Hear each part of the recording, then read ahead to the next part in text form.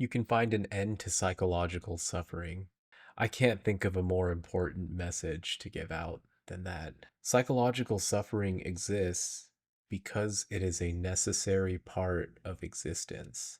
This is something that people often do not tell you, which leads you to believe that psychological suffering is something that needs to be escaped from.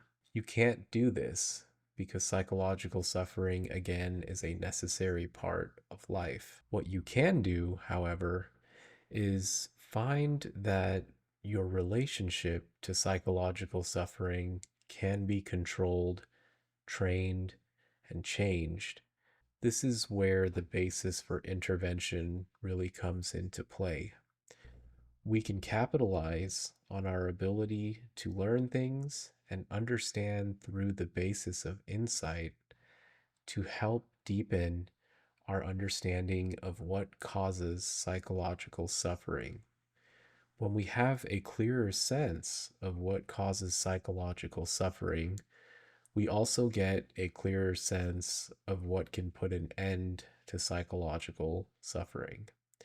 Surely, if we know the causes, we must also know the solutions.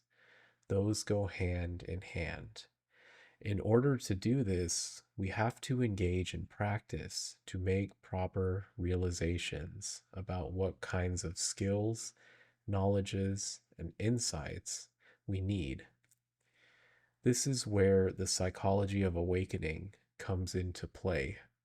I've mentioned before that we need correct knowledge and correct practice to realize ultimate reality, or that which helps to put an end to psychological suffering. Because to realize ultimate reality means to realize reality without attachment or identification with what causes psychological suffering. In other words, it is kind of like taking off the glasses for a 3D movie and being able to see without the perceptual distortions, mental disorders, and so on. This is where correct knowledge and correct practice come into play. I've gone over a few methods in terms of brain networks and how to train those, but ultimately, the point I want to get across for this video is that you have to put in the work to do this. This path is realizable and can be attained by anybody. However, you have to put in the work.